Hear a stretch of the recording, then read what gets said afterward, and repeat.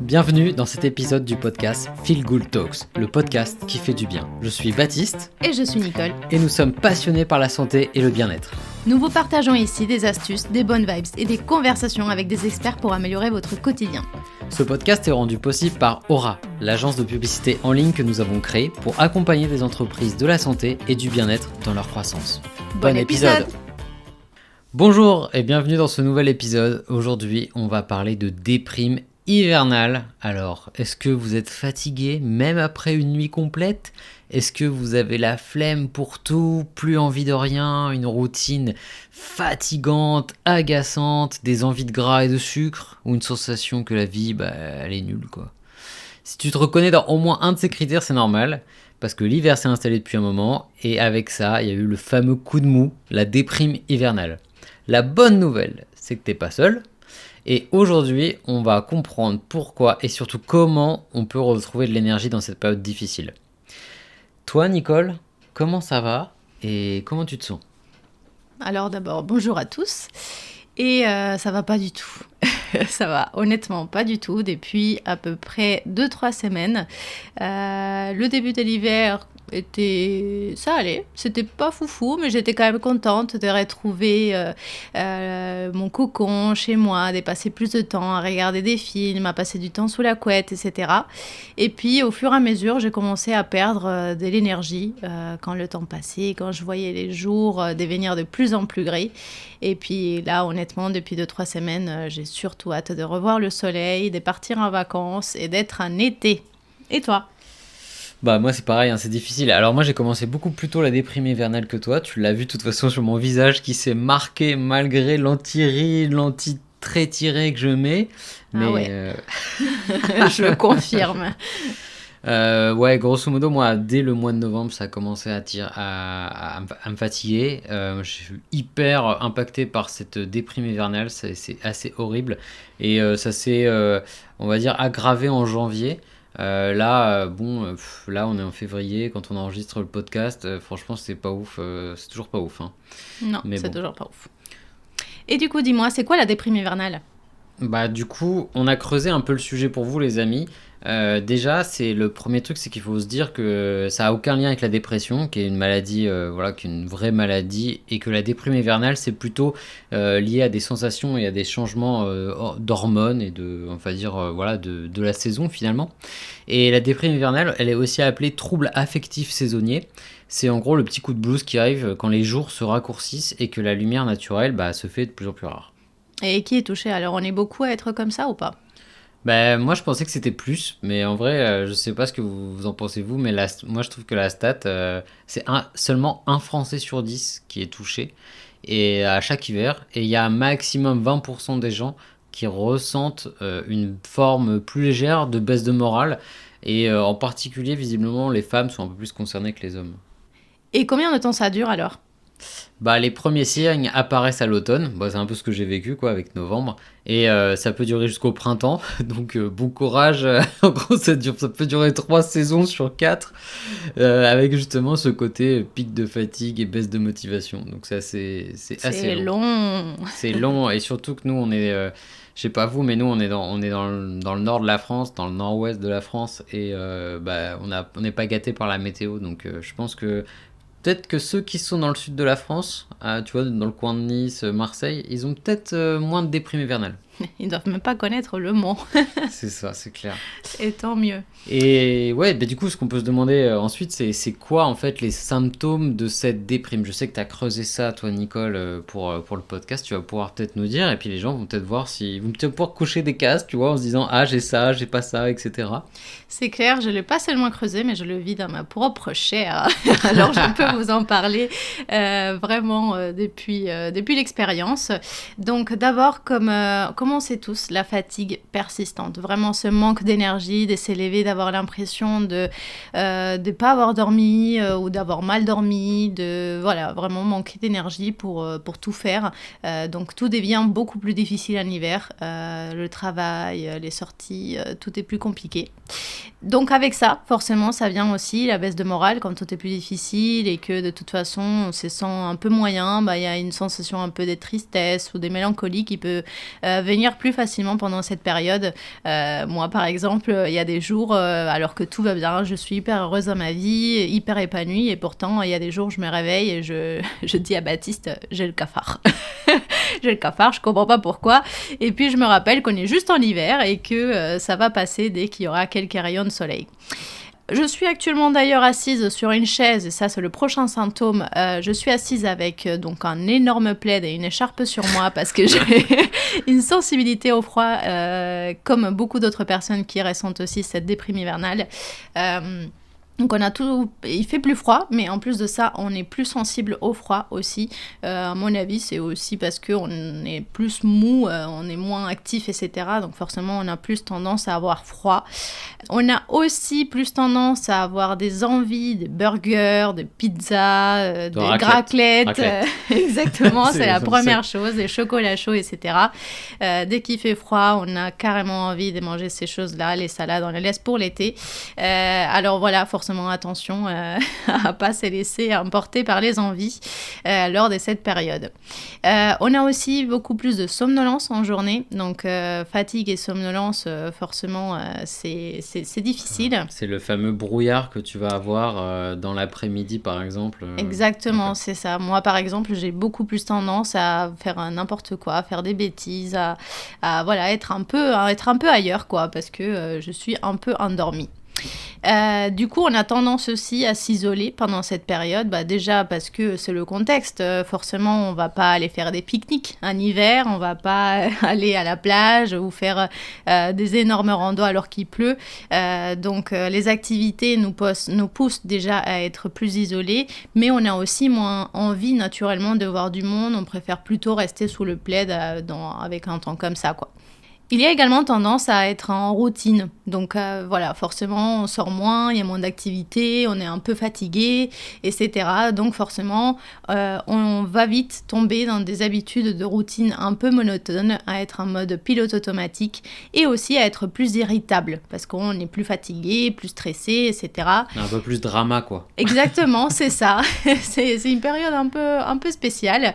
Et à ça s'ajoute un petit dernier symptôme qui sont les troubles du sommeil. Il y a des personnes du coup qui vont dormir plus ou qui vont avoir plus de mal à s'endormir pendant cette période parce que, tu vas en parler un peu après, mais nos rythmes circadiens sont un peu affectés à cause du manque de soleil. Donc moi par exemple, je deviens clairement une marmotte en hiver. Déjà en été, j'ai pas de problème pour dormir, mais alors en hiver, je suis complètement. Je suis un écureuil, je dors 9 heures par nuit minimum, quoi. Entouré sinon, de tes noisettes. Et... Alors les noisettes, j'ai pas essayé, mais bien avec ma grosse couette. C'est ça. Voilà. Et moi, c'est intéressant. Donc là, ça fait quand même beaucoup de symptômes. On voit que franchement, qu'il y a des trucs qui sont quand même difficiles pour les gens qui ont des vies de tous les jours avec s'occuper des enfants, aller au travail, prendre les transports, répondre à son patron de manière correcte, aider ses clients à faire avoir des résultats. Tout ça, quant à la fatigue, la somnolence, la baisse de morale, l'envie de t'isoler, c'est compliqué quand même. Complètement. Et d'ailleurs, je trouve que ça se ressent quand même. Du coup, nous, dans notre région, on le sent quand on va aller dans les commerces, par exemple. On parle avec les commerçants, ils deviennent... on le sent un peu plus stressés, un peu plus pressés, exactement. Un peu moins souriants. Il y a moins de discussions éphémères comme ça, etc. Donc, c'est clairement un peu difficile quand on ressent ces symptômes-là. Et il y a quelque chose d'intéressant que je voulais creuser avec toi. T'es d'origine espagnole, les gens sur le podcast, ils le savent peut-être pas. T'es né au soleil. Alors, je suis même née en Équateur, voilà. Pour la petite histoire. Mon père est colombien et j'ai grandi en Espagne depuis mes 6 ans. Donc, je suis clairement une personne du soleil, effectivement. En plus, sud de l'Espagne. Donc et vraiment, sud de l'Espagne, dans la région de Murcia. Il fait combien en ce moment à Murcia ? 24, 25, 26. Voilà, avec du soleil. tous les jours. Ok, je confirme, elle ne ment pas, j'y ai vécu. Et du coup, moi j'avais toujours un rêve, alors on l'a fait à une période puisqu'on a pas mal voyagé. Mon rêve c'était de vivre au soleil toute l'année. Et du coup, toi tu trouvais ça très triste comme Absolument. rêve parce que ça te paraissait bizarre quand même pour une Ouais. personne qui passe sa vie au soleil. Bah oui. Et du coup, là depuis qu'on est rentré en Normandie, bah honnêtement, je vois que tu es en train de découvrir une nouvelle facette de ce que c'est en fait la vie avec ses 4 saisons et ce manque de soleil quoi. Bah, c'est-à-dire que c'est pas 4 saisons. Alors, Jusque-là, ce qu'on a vécu, c'est 2 saisons. ouais, C'est l'hiver qui dure 8 mois. qui dure 8 mois Bon, et quelques jours où il fait beau, où on peut ouais, appeler ça le printemps, parce que je trouve que c'est même pas forcément ouais, l'été. On a eu 3 jours des grosses chaleurs, mais à part ça, ouais. c'était très très doux. Bon, cette période, elle est très agréable, par contre, quand il fait doux comme ça, parce que chez moi, du coup, il fait 50 degrés, c'est pas non plus foufou. Là aussi, on a quelques symptômes qui sont pas évidents avec 50 degrés. Donc, aucun endroit est parfait. Ça, c'est certain. Mais voilà, oui, effectivement, je découvre la déprime hivernale et c'est quelque chose. Après, ce qu'on peut se demander, les amis, c'est pourquoi on se sent comme ça. Parce que là, on a la liste, on vous a fait la liste des symptômes de déprime, mais ce qui est intéressant, c'est de se dire qu'est-ce qui se passe dans notre corps à ce moment-là, et éventuellement aussi, bah, qu'est-ce qu'on peut faire pour éviter que cette déprime s'aggrave, s'installe, et pour, on va dire, être actif face à cet état de fait, parce que vous ne pouvez pas changer la météo ni les saisons, mais ce que vous pouvez changer, c'est ce qui va se passer dans votre corps. Donc, déjà pour vous aider à comprendre, on a moins de lumière, donc on a moins de sérotonine. La sérotonine, pour la simplifier au maximum, puisqu'on n'est pas médecin, c'est l'hormone du bonheur. Donc, la lumière naturelle, normalement, stimule cette production de sérotonine, qui est un neurotransmetteur qui va permettre de réguler l'humeur et l'énergie. Et en hiver, bah, vous l'avez vu, les journées elles sont plus courtes et elles sont souvent beaucoup plus grises, voire pluvieuses. Donc c'est moins de lumière égale moins de sérotonine et du coup le résultat pour vous c'est de la fatigue, de la tristesse et une baisse de motivation. Donc déjà ça c'est le premier point. Et accrochez-vous, il y en a plusieurs. Il y a aussi en deuxième point la mélatonine. La mélatonine c'est l'hormone qui régule votre sommeil. Elle est produite par le corps quand il fait sombre pour en gros vous aider à dormir. C'est pour ça qu'on vous dit ne mettez pas des écrans bleus avant d'aller vous coucher. Mais en hiver, en gros, on a moins de soleil, plus d'obscurité et du coup notre cerveau il produit trop de mélatonine parce qu'il a l'impression que bon on va se coucher et en fait la conséquence c'est que vous vous sentez dans le brouillard et fatigué toute la journée, un peu en mode ok bon bah allez on va se préparer à dormir. Ah, c'est donc pour ça que je suis un peu à moitié toute la journée. C'est pour ça que je pense que même les auditeurs dans la voix, ils vont entendre que tu es un peu plus, voilà, que tu as moins la pêche, etc. Et que tu es Ah un ouais, peu plus clairement. en mode, bon, bah voilà, c'est pour ça. Et je pense que vous, il y a des chances que ce soit la même chose. Ensuite, il y a aussi le rythme biologique qui est déréglé. En fait, notre corps, il fonctionne sur, comme tu l'as dit tout à l'heure, une horloge interne. Et en fait, ça s'appelle le rythme circadien.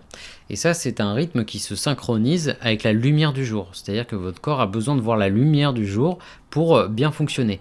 Et aujourd'hui, en ce moment, il y a moins de lumière, donc notre horloge biologique, elle se dérègle. La conséquence, c'est simple, c'est on dort plus, mais on se sent moins reposé. C'est quand même hyper paradoxal. En ce moment, nous, on fait des nuits de 9 heures, on se couche plus tôt, et on est fatigué, quoi. Ouais, tout le temps. Alors, en plus, on va ajouter deux petits points à ça qui viennent dérégler tout ça. C'est dans votre corps, c'est l'envie de manger plus de sucre et de gras. C'est hyper logique, il y a moins de lumière, donc il y a moins de dopamine. La dopamine, c'est aussi une hormone qui joue un rôle dans le plaisir et la motivation. Qu'il y a des hormones, dis donc. Et exactement, beaucoup d'hormones dans le corps. Et pour compenser, en fait, notre cerveau, il réclame du coup, pour trouver cette dopamine, du sucre et du gras, parce que ça booste temporairement cette hormone. Donc là, le résultat, c'est que vous avez envie de vous jeter sur le Nutella, sur le Burger King, sur la raclette, sur tous les trucs qui sont réconfortants, mais finalement qui vont vous prendre plus d'énergie que vous en donnez. Ça, c'est le paradoxe avec ce type d'alimentation très sucrée ou très grasse, c'est qu'elles sont très énergivores à être gérées par le corps, et du coup, vous avez l'impression que vous faites du bien, mais c'est pas le cas. Oui, alors ça dure le temps de finir le pain au chocolat et puis Voilà, ouais, c'est clair. après c'est plus dur. Ouais, ce matin, j'ai résisté pour pas en prendre un, Bravo! mais je vous invite à résister aussi. Ensuite, moins d'activité physique et aussi, ça c'est une conséquence de l'hiver. On bouge moins, on passe plus de temps à l'intérieur. Nous, on l'a vu. Alors, il y a un petit phénomène salle de sport où en janvier il y a un peu plus de monde, mais en février, on voit que les motivés ne sont plus motivés. Ah ouais, elle est vide la salle de Elle est sport. vide. Même nous, on y va moins parce que d'habitude, on fait 3 séances par semaine. Là, on est plus. Bah, moi, je suis plus à 2 séances par semaine en ce moment. Mm. Et vous le savez, le sport, c'est un booster naturel d'endorphines et des hormones, qui est l'hormone du bien-être. Et donc, moins de sport égale moins d'endorphines et donc plus de fatigue et de baisse morale. Donc, ça fait quand même 5 causes dans le corps qui montrent qu'on va arriver sur des symptômes du coup de fatigue, d'irritabilité, tout ce qu'on a mentionné avant.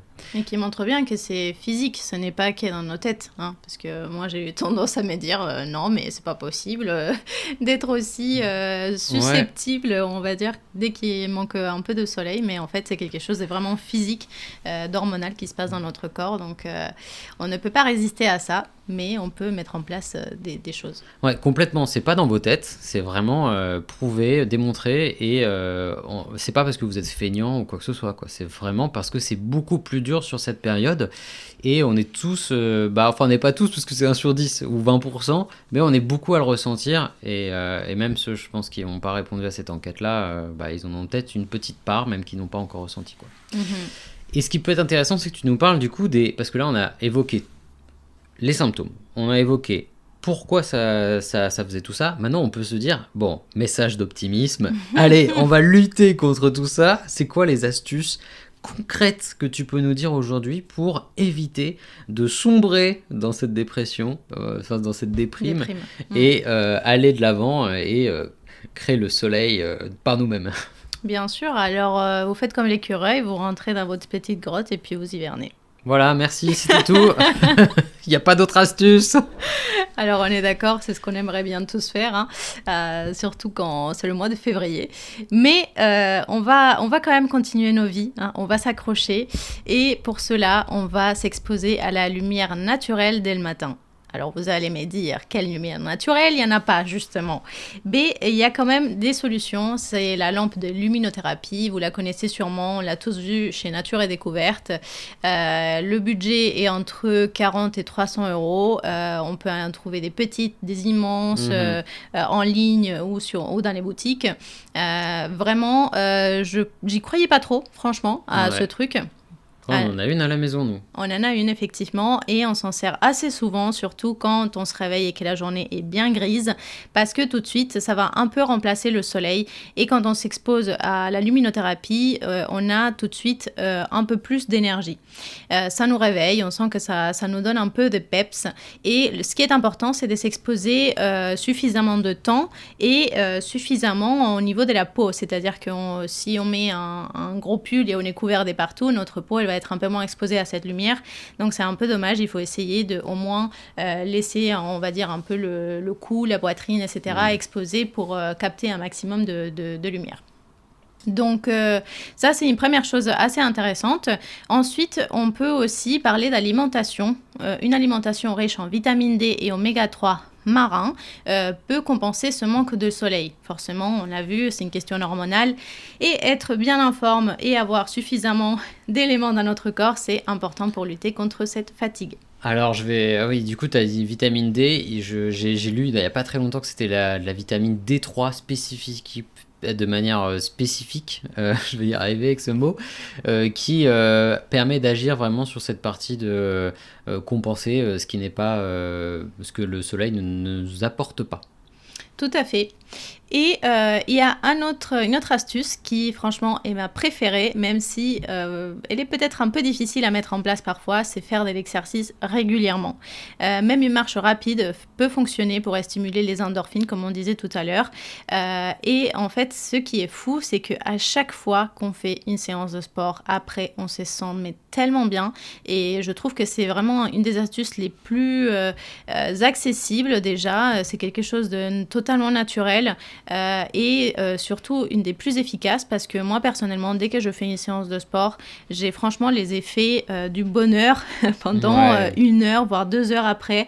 Et après, je vais me coucher et je suis super bien. C'est Même une avec très une bonne séance façon très de... rapide, hein, parce que Ouais, tu fais des absolument. séances de parfois 20 minutes seulement et ça suffit pour que tu sois en mode cafard au début, puis ensuite en mode j'ai la pêche, quoi. Absolument, franchement, ça fait switcher quelque chose dans le cerveau et c'est vraiment extraordinaire.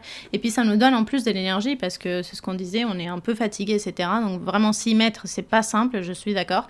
Mais par contre, après, ça vaut vraiment toujours le coup et ça nous donne de l'énergie, ça nous donne du bonheur et on est content. Et en plus de ça, si on a pêché, on a mangé ce fameux pain au chocolat, c'est pas mal, ça va équilibrer un peu les choses. Tout à fait. Ensuite, forcément, avoir une bonne routine de sommeil, c'est important.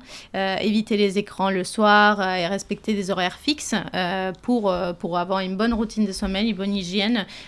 Puis forcément, toutes les choses qu'il faut pour bien dormir, un endroit calme si on le peut, baisser les rideaux quand il y a la lune, par exemple, parce qu'il y a beaucoup de lumière qui rentre et on va avoir un sommeil moins profond.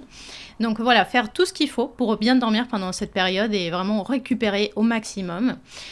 Forcément, les amis, il faut aussi limiter le sucre et les aliments ultra transformés pour privilégier des aliments plutôt riches en magnésium, en légumes, en plein de bonnes choses. C'est ce qui va nous aider à rester en forme et puis avoir de l'énergie. Voilà, toutes les vitamines en fait qu'on a dans les légumes, dans les fruits. Donc, exactement. faut prendre... Je sais que j'avais entendu qu'il fallait prendre un maximum de couleurs différentes. Oui, exactement. Parce que ça apporte des choses différentes. Des différents micronutriments. Ouais, ok, intéressant. Tout à fait, exactement.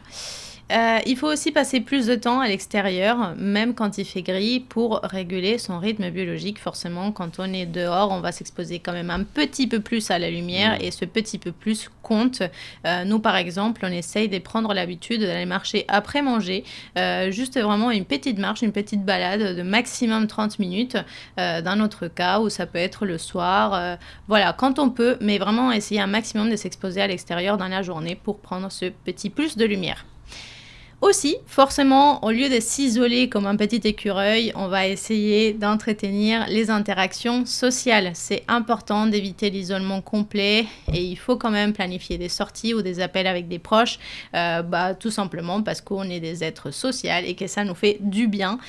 Donc il faut lutter un peu contre cette envie d'isolement et aller quand même faire quelques petits efforts, ça va nous faire du bien. Alors évitez, si vous avez des amis qui sont aussi en déprime hivernale, de faire des groupes de parole de déprimés hivernales, ça va pas forcément être très marrant. Privilégiez du temps avec des gens qui sont positifs et qui vous apportent des bonnes vibes quand même, parce que c'est quand même essentiel pour se marrer, pour avoir d'autres choses, quoi. Ouais, c'est sûr, ou pas forcément. Je pense que c'est aussi une bonne chose de pouvoir partager ses difficultés, de se plaindre quelques minutes et après peut-être trouver du positivisme derrière. Les Français, on aime bien nous plaindre, donc il n'y a pas de problème à mon avis.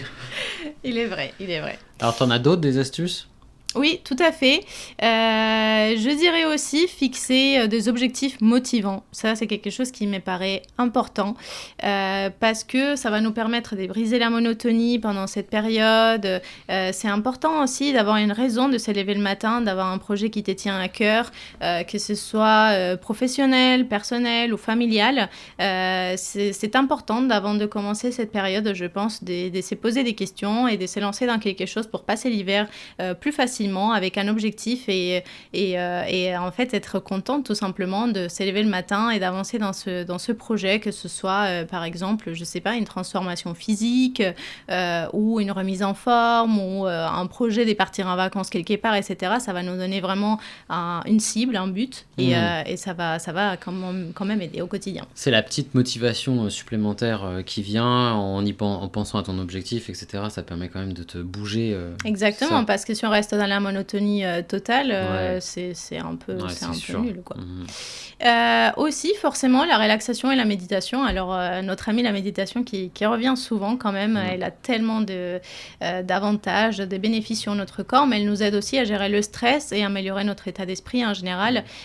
Donc, forcément, comme souvent, c'est une bonne chose à l'implémenter dans son quotidien. Tu le fais tous les matins, toi ? J'essaye de le faire tous Ouais. les En matins, ce moment, exactement. parce Ouais, que pendant l'automne et même l'été, tu le faisais quasiment pas, hein. comme par hasard. Comme par hasard, tu l'as repris là. Tout à fait, tout à fait. Il y a une autre période où j'ai essayé de le faire le soir. D'ailleurs, ça c'est aussi une bonne astuce pour ceux qui ont du mal à s'endormir. Ça aide énormément à s'endormir, à être en paix. Ça fait partie d'un bon petit rituel avant de dormir. Ou pour ceux qui préfèrent plutôt se lever et avoir des bonnes vibes le matin en se réveillant, c'est aussi une très bonne routine. Et enfin, créer une ambiance chaleureuse chez soi avec des lumières douces et des activités réconfortantes, c'est aussi une bonne astuce à apporter lors de cette période, tout simplement parce qu'on passe plus de temps à la maison, quoi qu'il arrive. Donc, c'est bien aussi de se sentir bien chez soi. Et tiens, je rajouterais deux choses. L'autre, c'est partir en vacances pour survivre. Donc partir dans un endroit où il y a du soleil. Je sais qu'en ce moment, il y a plein de gens qui partent en Espagne, au Maroc, à Lisbonne, enfin au Portugal. Donc si vous avez l'occasion de partir dans des endroits où il fait beau, je pense que c'est le bon moment pour le faire. Parce que là, c'est le bon moment pour aller chercher le soleil. Ou sinon, encore mieux, vous déménagez au soleil. Comme ça, il n'y a plus de déprime hivernale et vous avez réglé votre problème. Ouais, c'est clair qu'il n'y en a pas du tout. Je me rappelle que du coup, j'ai grandi en Espagne et là-bas, il n'y avait pas de vacances pendant cette période. Du coup, ça m'a beaucoup étonnée quand je suis venue ici et que j'ai vu que tout le monde partait en vacances à la neige ou je ne sais où. Et aussi, bien sûr, il y a quelque chose de très important, c'est de rire et d'ajouter du peps dans votre vie. Donc, essayez de faire des activités qui vous donnent des bonnes vibes. Évitez de regarder, par exemple, les news. Évitez ce genre de choses qui c'est sont clair. anxiogènes. Mais entourez-vous de choses amusantes, marrantes, stimulantes. Et ça va changer beaucoup de choses sur votre état d'esprit parce que le cerveau et l'énergie, c'est un petit peu comme un estomac. En fonction de ce que vous lui donnez, il va faire des choses différentes. Donc, plus vous lui donnez des choses sympas, plus il va se sentir bien. Plus vous lui donnez des choses négatives, plus vous allez vous sentir moins bien. Absolument ça. Au niveau du contenu, c'est vrai que c'est très important. Les journées où on regarde des news qui sont super négatives, on est tout de suite plus stressé. Ouais, donc si vous avez un petit bruit de feuille, c'est normal. Je sors la prochaine rubrique. Mais ouais, on est plus stressé les jours où on consomme, c'est ça que tu disais. Voilà, c'est ça. Et donc regardez au contraire des contenus super motivants, super joyeux, des contenus, des personnes qui sont comme ça super positives. Franchement, ça aide. Et du coup, pour rire un petit peu et s'amuser, parce que le jeu est un amusement qui fait du bien, vous allez pouvoir le faire avec nous. Du coup, on va passer à la rubrique quiz. Donc le quiz, c'est parti. Nicole, tu n'as bien sûr pas pu voir les questions avant que je les pose. Ouais, j'ai pas pu tricher. Donc on va se marrer un petit peu. Combien d'heures de soleil ont eu par jour les habitants d'Île-de-France en janvier? Est-ce que c'est 5 minutes par jour de soleil? Est-ce que c'est 1h30 par jour de soleil? Est-ce que c'est 4 heures par jour de soleil? Ou c'est 5h45 de soleil par jour? Je dirais 5 minutes. Non, 5 minutes, c'est quand même l'enfer. C'est 1h30, c'est pas beaucoup 1h30 quand même de Non. soleil par jour sur une journée de 8-9 heures d'ensoleillement. C'est peu. Ils ont même eu 6 jours d'affilée complets à mi-janvier où il n'y avait pas de soleil, où ils n'ont pas une seule minute de soleil. Donc... Bah oui, je pense que vous serez d'accord avec moi, c'est l'impression que tout le monde va avoir. L'impression qu'on a, c'est effectivement il y a 5 minutes, mais en réalité il y a 1h30. Mais 1h30, on est d'accord, c'est pas beaucoup, parce que ça veut dire que le reste du temps, c'est du gris. Ensuite, deuxième question. Est-ce que boire du café permet de lutter contre cette déprime hivernale? Alors, lutter contre la déprime hivernale, je dirais que non, parce que c'est quelque chose, comme on a compris, un peu plus profond, mais je dirais que ça donne quand même un peu plus d'énergie pendant un petit laps de temps. Alors, attention avec le café. Un café en plus, par exemple, dans l'après-midi, c'est ce que je fais moi, ça peut vous donner un boost pour sortir du brouillard. Mais si vous en consommez plus, donc si vous doublez par exemple votre consommation de café ou si vous en prenez plus tout simplement, eh bien le café nourrit l'anxiété et le stress puisque ça vous met sous boost et ça fait monter la tension, la caféine fait monter la tension dans le corps. Et en plus, peut déréguler du coup le sommeil, donc c'est plutôt à éviter. Voilà. Ouais. Ensuite, troisième question. Est-ce que prendre une douche froide, c'est une bonne idée en ce moment? Oh là là, pas du tout. C'est quoi cette question? Eh ben, figure-toi que c'est une très bonne idée. Oh là Parce là, que la douche non. froide, Non, la douche je froide- refuse. et je te propose de le faire dès demain matin. C'est mort. La douche froide génère de l'endorphine. Enfin, ça augmente l'afflux sanguin dans le corps. Ouais. Donc ça réveille, ça fout le peps. Et du coup, ça génère aussi de l'endorphine. Voilà. Donc finalement, c'est une bonne façon de remonter les hormones. Tu as le choix entre manger une raclette ou justement faire ta douche froide. Bah, je préfère la raclette, Ok, clairement. bon, bah, d'accord. Bah, normalement, c'est la douche froide, mais c'est là où on voit que parfois il y a des choses effectivement qui sont bonnes, mais on n'a vraiment pas la force pour les faire. J'avoue que moi, je passe mon tour sur la douche froide aussi. Ouais, non, mais par contre, sans rire, c'est vrai que c'est pas forcément la douche froide, mais ce que je fais souvent, c'est que j'aime bien ouvrir la fenêtre et prendre un peu de frais. C'est trop bizarre parce que pourtant, j'aime pas du tout le froid. Mais quand je suis un peu endormie comme ça, j'aime bien ouvrir la fenêtre et ressentir le froid. Je sens que ça me réveille.